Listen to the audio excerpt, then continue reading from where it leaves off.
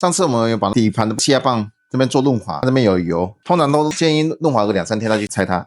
敲的过程中戴个护目镜，敲底盘的这个周围，那这难道是这4个点？好，你看这边，这都是铁锈。好，你不喷润滑油，硬拆很难拆。铁胶在这边一整圈，这个棒子不要了，我们插这个洞口。好，这都铁锈。更换之前把它擦完会比较好一点。好，不然这铁锈很多。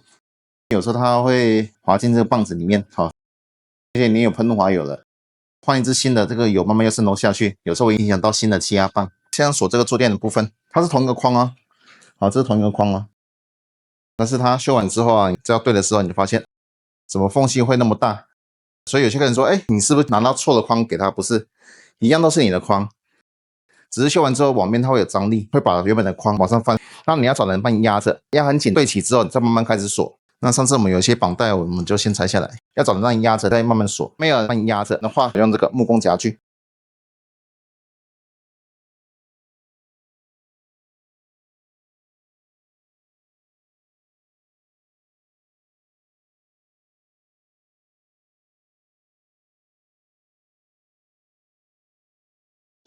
刚刚前后对到了，好，但是左右又有缝隙了，这边是贴合的，这边开掉了，你就只能一个一个跳开，慢慢的对，不行就是重新对而已。之后我们不会再接了，因为它的框本来就不好锁，而且它刚讲的修完之后它幅度会很大，很难锁，很多纠纷争议。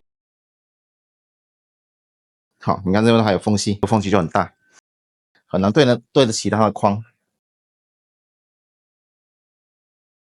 只要你一没锁好，那框就会整个啪就整个跳起来了。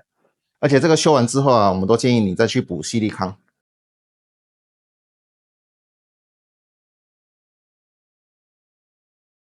这个夹区你要小心，那有些客人拿那个细心夹，金属的，注意一下，夹的时候不小心啪网子夹破掉了。好，这个是还稍微有点橡胶的，也不能夹太紧，你的网面一直夹，一根小剪刀一样，它把你的网布全部剪开掉了，也白修了。好，大致上没什么大问题，就是前面这边会有点缝隙，这到时候我们再补矽利康。翻起来的过程中不要硬拉，这个线扯断掉就没有救了，这叫线控。好处很灵敏，坏处就是断掉就毕业了，底盘整个坐垫都报销，没得修。有些电动工具它的扭力很强啊，有时候你转得过头，螺丝就坏掉了。原本的螺丝一定要保留好，好弄丢的话，这些螺丝都很难找。开始要锁这边的螺丝的，尾端的这个螺丝最难处理，从尾端螺丝开始先锁，手转，这样子慢慢转就可以了。假如说你电动工具用习惯了，那我们就用电动工具转，好，稍微转紧一下，好就好了，不要再硬转它，硬转它的框这边的螺丝，它里面的牙就会扩掉，那个螺丝就锁不紧，你锁好之后，框会跳起来。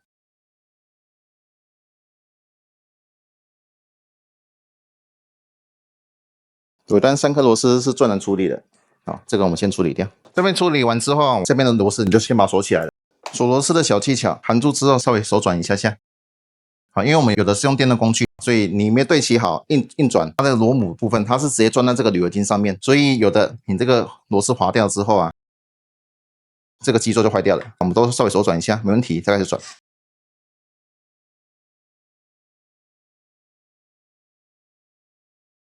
我们在搬动这个椅子的时候啊，就比较安全了，好，才不会说扯到这线管，线管断掉了，想要修这边没办法，再换这整个机芯，所以你真的没办法，就考虑找原厂帮你换，从旁边再开始慢慢锁，这边很麻烦，我们都稍微手含着一下。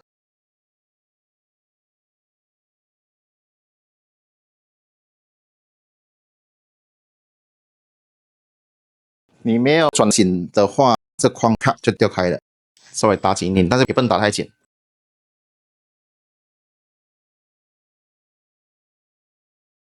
左两边的螺丝你没打好的话，很快就跳开了。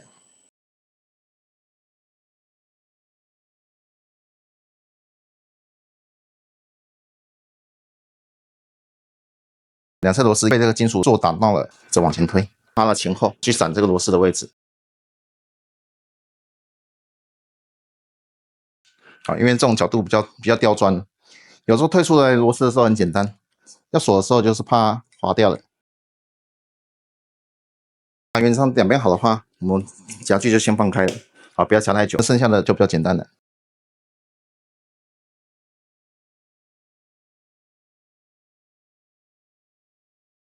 检查一圈，该有的螺丝都锁好了，这边锁的没什么问题，都很贴合。小小缺憾就是这边，好，稍微有点缝隙。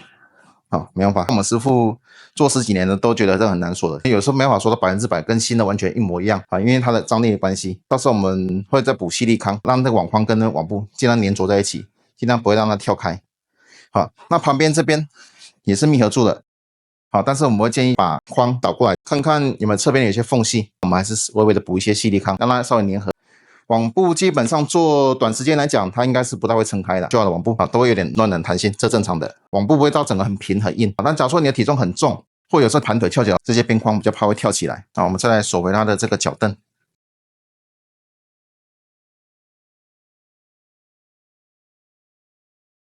我们都不会一次把螺丝全部打到紧，全部螺丝对齐之后再开始锁紧。那外侧还有倒角式的螺丝，因为这种脚蹬啊，不是两边的支架断掉，就是这边的支架断掉，所以他们都会做很多加强。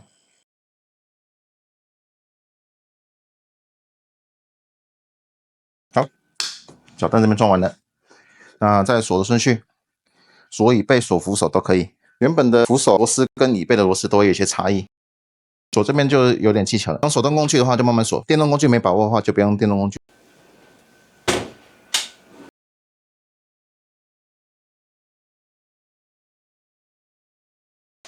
好，椅背，这个叫垫片，这个是避免螺丝转太紧牙崩掉，有的话还是把它套回去比较好。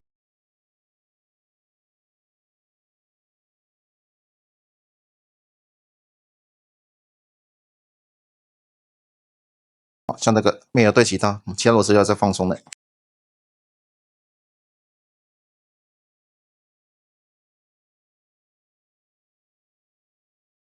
锁的时候啊，有点怪声音或不好转的话，我们都不要用电动工具再转它了，用手动方式，避免牙坏掉。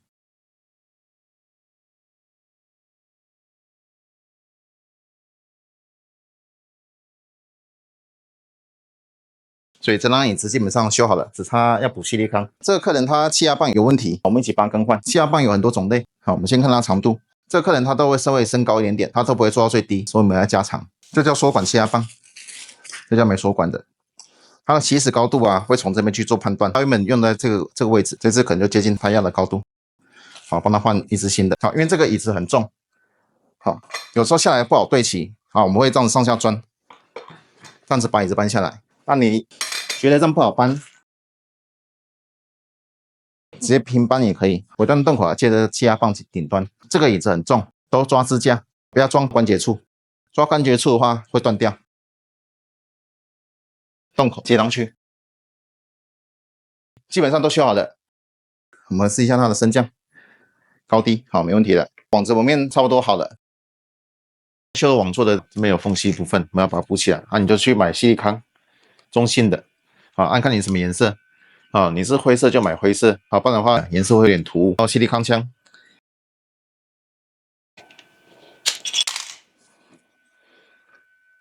这些5金行都有在卖，主要是用在于你网面修好之后，还有点缝隙的话，你再这样补。那你去买那个细力康的刮板，好，或塑胶刮板都可以。准备开始挤进去了，慢慢补，不要一次挤太快，因为我们主要是让细力康填到里面的缝隙，尽量把里面的缝隙补满。但这边补比较多一点点，因为它这边的缝隙会特别大。这边头有些跑出来的话，先补到旁边，因为等一下还在修补。你没有工具的话，用手指去弄也可以，做的效果会差不多，只是比较不会粘到手上。好，这部分我们就慢慢修，让它看起来比较平整。这个凹槽啊，它有一个曲度，有时候你用刮板比较不好填补，多余的地方先刮掉，再用手指把它补回来就好了，这样比较快。把你刮板有时刮到最后都还有点缝隙，用手指这样子磨平就好了。补完之后，建议是3天后再开始做它，不要修补完之后隔天就做它了，还没到完全干，还没完全干你就直接做的话，细力康会裂开。也不要故意用夹具去夹着它，我们是主要填补缝隙，用木工夹具先把它夹着去补的话，你夹具放开它就裂开了，不用特别用夹具去夹它，自然的把缝隙填补进去就好了。侧边这边锁的还蛮齐的，不用特别再去补它了。原则上这个做就已经修好了。订阅我们的频道，不定时更新。